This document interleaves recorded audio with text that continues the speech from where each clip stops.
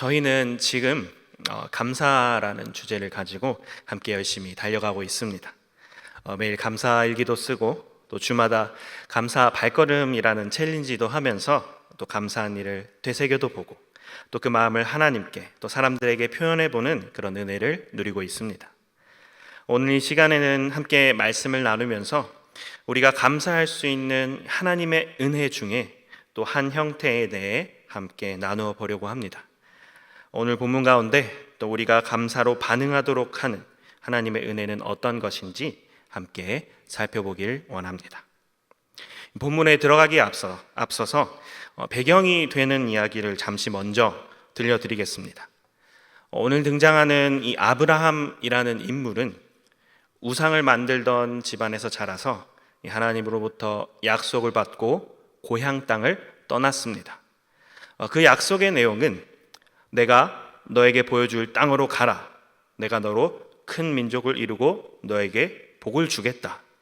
땅의 모든 족속이 너로 말미암아 복을 얻을 것이다 하신 그런 말씀이었습니다.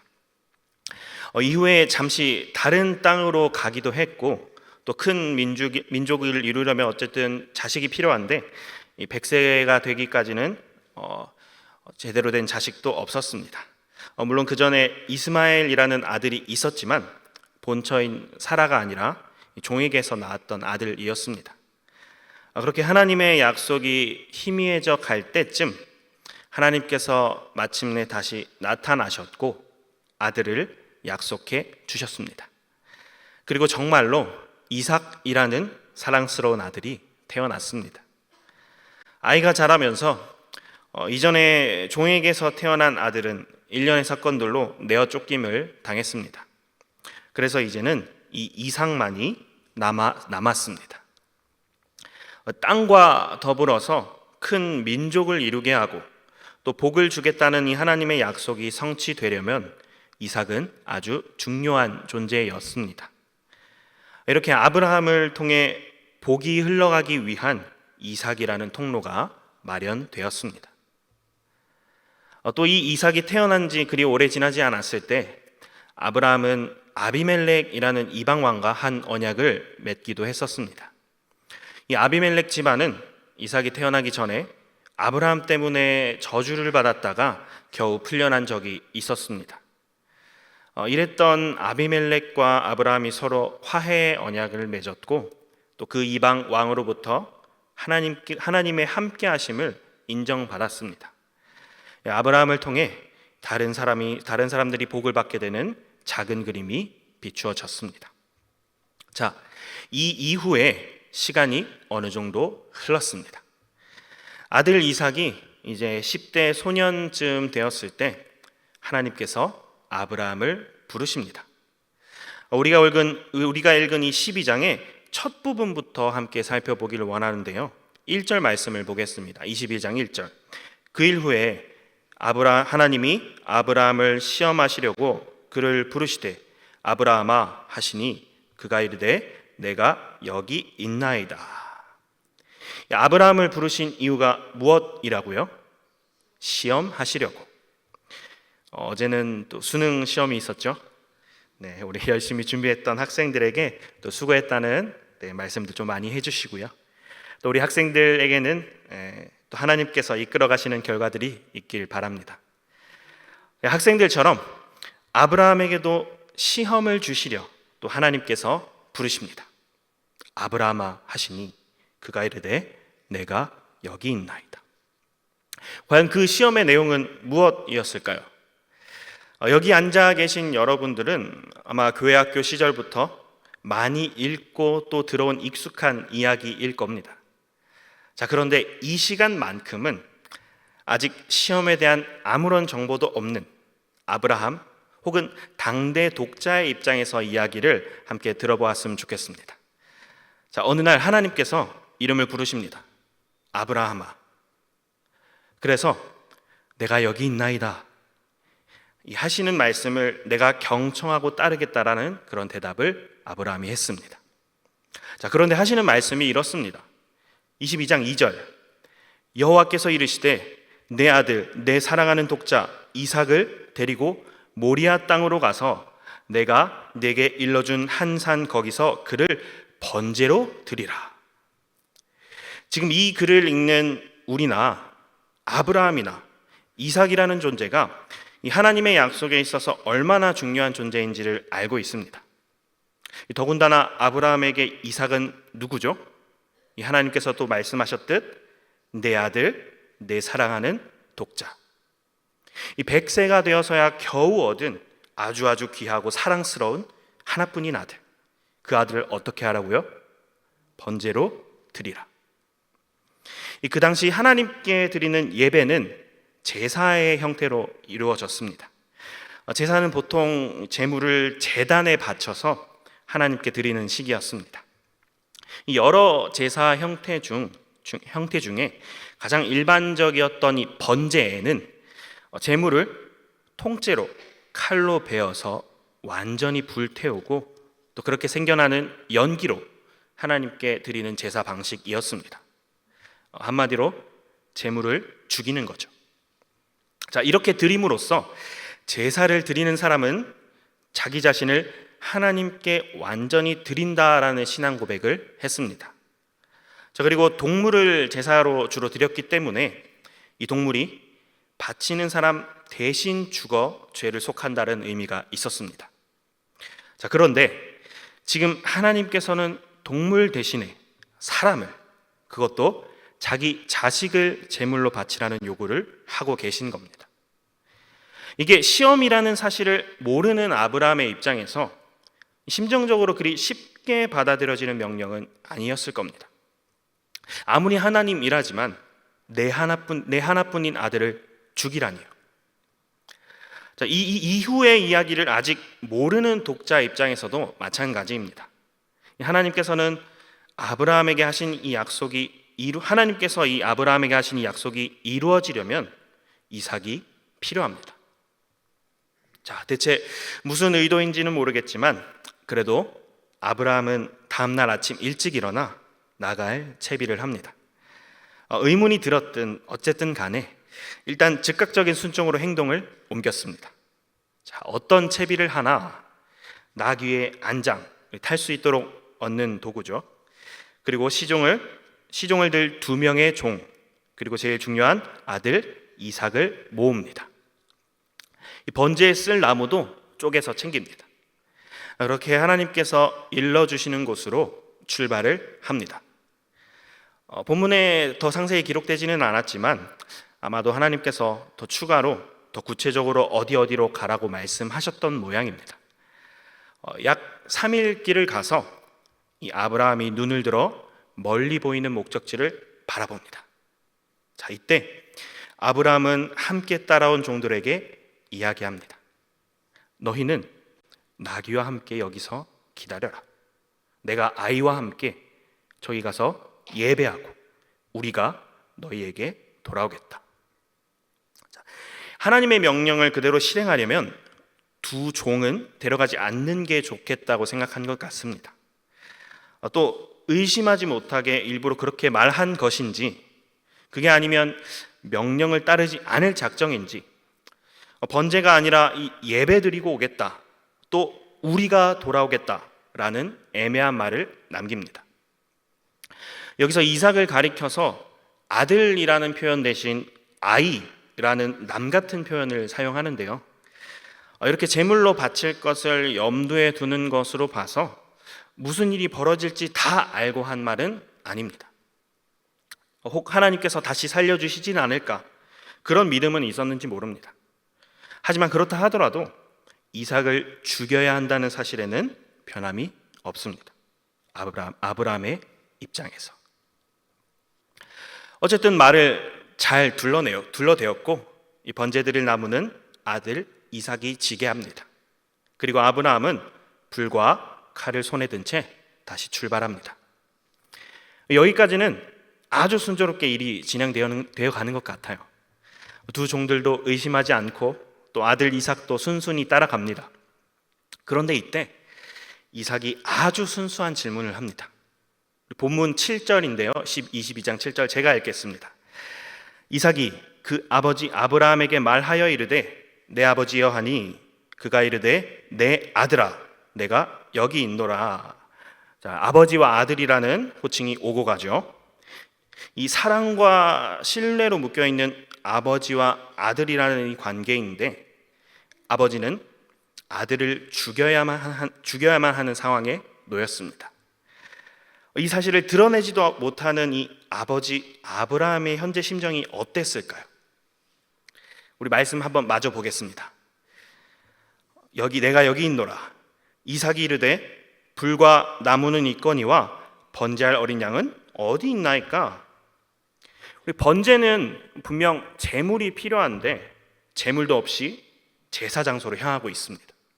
이 아이의 입장에서는 당연히 궁금할 만하겠죠. 이 물음에 그래서 아브라함이 대답합니다. 8절 아브라함이 이르되 내 아들아.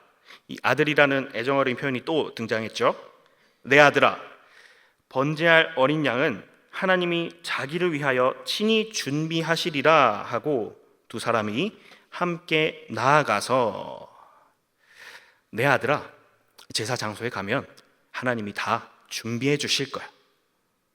사랑하는 아들한테 거짓말인 듯 거짓말 아닌 듯 어떻게 잘 넘어갔습니다. 아들 이삭도 하나님께서 주신 것이니까 따지고 보면 틀린 말은 아니죠. 9절 말씀입니다. 하나님이 그에게 일러주신 곳에 이른지라. 이에 아브라함이 그곳에 제단을 쌓고 나무를 벌려놓고 그의 아들 이삭을 결박하여 제단 나무 위에 놓고, 마침내 하나님이 알려주신 제사 장소에 다다랐습니다. 제사 준비를 위해서 제단을 차곡차곡 쌓습니다. 그리고 준비해온 나무를 그 위에 벌려놓습니다. 자, 이제 남은 것은 무엇이죠? 제물, 진짜 제물, 아들 이삭을 나무 위에 올려놓습니다. 자, 이때 이삭을 결박하여 놓았다 했는데 보통은 이 제물을 결박하여 놓을 필요가 없습니다. 자, 그 이유는 이 제물을 제단 위에 올리기 전에 이미 칼로 죽이기 때문입니다. 자, 그런데 결박하여 놓았다는 건 아직 이삭이 살아있다는 말이고, 이 100살 넘은 노인이 10대의 창창한 소년을 묶었다라는 건 이삭 스스로도 지금의 상황에 동의했음을 암시해 줍니다. 아들 이삭은 제단에 올려졌고 아버지 아브라함은 이제 이삭을 죽여 제사를 드리려고 합니다. 자, 칼을 들고 내려치려는 그때 여호와의 사자가 다급하게 아브라함을 부릅니다. 아브라함아, 아브라함아. 아브라함이 전처럼 대답합니다. 내가 여기 있나이다. 우리 본문 12절을 함께 읽겠습니다. 사자가 이르시되 그 아이에게 내 손을 대지 말라. 그에게 아무 일도 하지 말라. 내가 내 아들 내 독자까지도 내게 아끼지 아니하였으니 내가 이제야 네가 하나님을 경외하는 줄을 아노라. 아멘. 아버지 아브라함의 입장에서 하나뿐인 아들을 죽이라는 이 명령은 그의 평생 뼈저리게 배워왔던 어떤 하나님의 성품이나 그가 이전에 하나님께 받았던 그 약속을 생각했을 때 쉽게 받아들일 수 있는 명령은 아니었습니다. 물론 그의 행동 자체는 즉각적인 순종으로 가고 있었지만 적어도 심정적으로는 사랑하는 아들을 직접 자기 손으로 죽인다는 게 아무런 거리낌 없는 선택은 분명히 아니었을 겁니다. 아브라함의 입장에서, 아직 뒷이야기를 모르는 독자의 입장에서 하나님의 명령은 이해도 안 되고 마음 편하게 동의도 안 되는 상황입니다. 자, 하지만 그럼에도 아브라함은 순종하려 했고 여호와 하나님께서 사자를 통해 멈추셨습니다. 그리고 아브라함을 향해 말씀하셨습니다. 네가 하나님을 경외하는 줄을 아노라. 하나님을 경외한다라는 것은 마치 어떤 위인이나 존경할 만한 사람을 이야기하는 그런 수준이 아닙니다. 경외라고 번역된 이 단어는 두려워하다라는 그런 의미가 담겨 있는데요.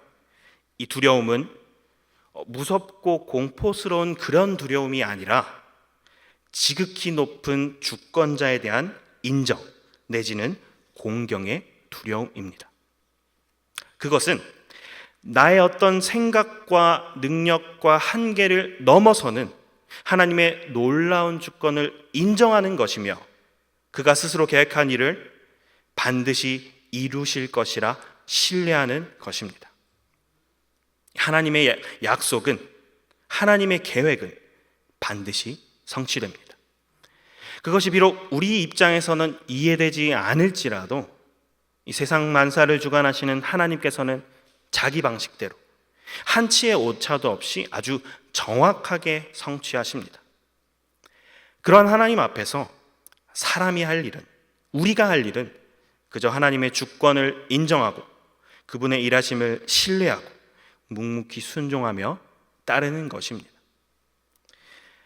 이것은 아무것도 모르는 맹신과는 다릅니다. 우리의 신앙은 누구인지도 모르는 신을 따르는 그런 종교가 아닙니다.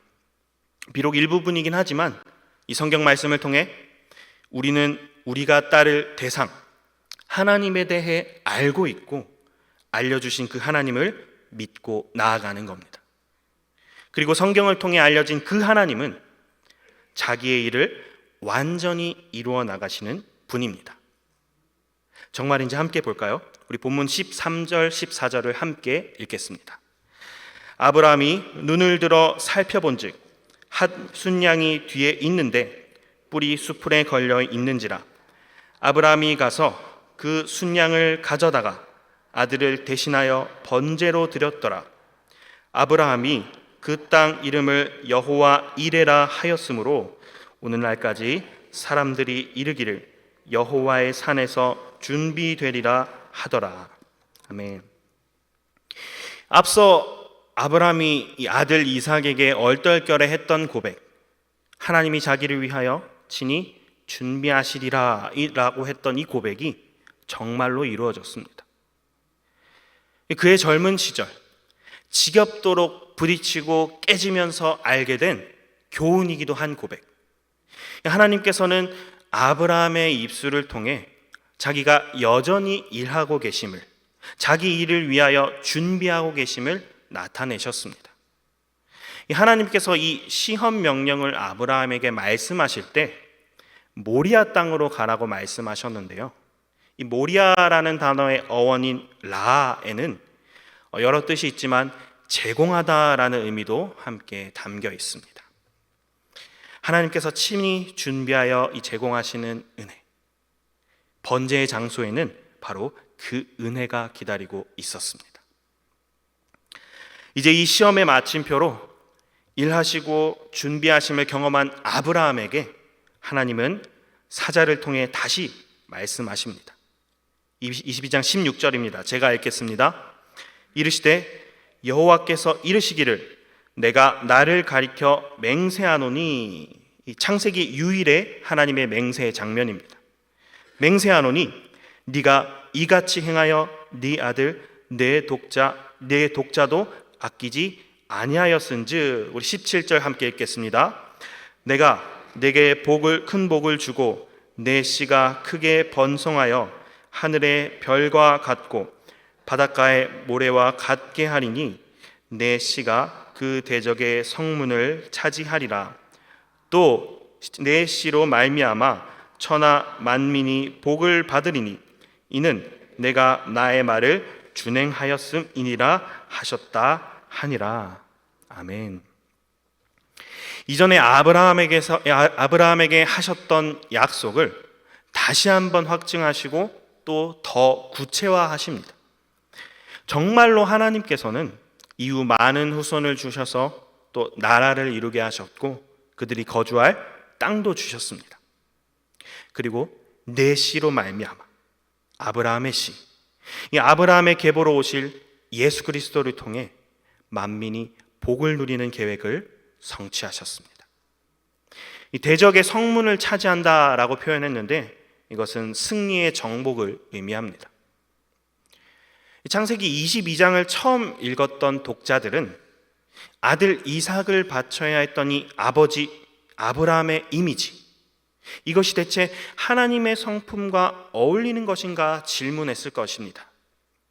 하지만 이해되지 않던 아버지가 하나뿐인 아들의 목숨을 내어준 그 이미지가 만민이 복을 받는 하나님께서 준비하신 은혜가 되었습니다. 아브라함이 제단에서 이삭을 바치려 할 때 아버지가 아들을 바쳐야 하는 그 심정, 그것이 만민에게 복을 주기 위해 독자를 내어주시려는 하나님의 심정으로 나아갔습니다. 아버지의 말을 묵묵히 따르며 나무를 지고 산을 올라가는 아들, 하나님 아버지의 계획에 따라 십자가를 지고 골고다를 오르신 예수 그리스도. 아브라함은 그 하나님 아버지의 심정, 그 은혜를 경험했고 또 그 은혜에 이끌려 행동했으며 이로써 그의 믿음이 완성되었습니다. 우리 야고보서 말씀을 함께 읽어볼까요? 우리 조상 아브라함이 그 아들 이삭을 제단에 바칠 때에 행함으로 의롭다 하심을 받은 것이 아니냐. 22절, 내가 보거니와 믿음이 그의 행함과 함께 일하고 행함으로 믿음이 온전하게 되었느니라. 아멘.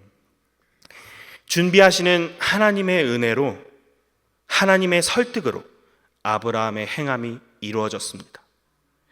우리가 이곳에 함께 모여 예배하고 또 구원의 은혜를 누리는 것은 바로 이 하나님의 일하심, 그가 계획하시고 준비하시고 성취하심의 결과 덕분인 줄 믿습니다. 사랑하는 성도 여러분, 아브라함은 그가 이해했든 그렇지 않든 하나님을 경외함으로 순종했습니다. 그리고 준비하시는 하나님의 은혜를 경험했습니다. 그런데 아브라함과 우리가 다른 점이 있습니다. 우리는 이미 성경 말씀을 통해서 하나님의 그러한 풍성한 이미지를 들었고 지금도 듣고 있습니다. 이제 우리가 할 일은 묵묵히 순종하는 것인데 너무도 좋은 본보기가 주어졌습니다. 아들 이삭으로부터, 더 명확하게는 아들 예수 그리스도로부터 이루실 은혜를 이미 우리에게 보여주셨기 때문에 우리의 순종에는 감사의 고백이 담길 수 있습니다. 인생의 진로를 고민할 우리 또 수험생들, 또 그리고 여러 갈래길에 서 계신 분들, 또한 각자의 일상에서 하나님의 뜻을 구하고 계신 분들, 우리는 비록 한 치 앞도 알지 못하나 하나님께서는 이미 준비하고 계십니다. 그리고 계속해서 일하십니다.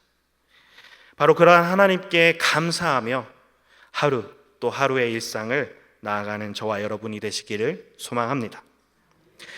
우리가 매일 고백하는 이 감사의 제목들이 여전히 일하시며 또 준비하시는 그 하나님의 은혜를 풍성하게 느끼는 그런 시간이 되기를 간절히 소망합니다.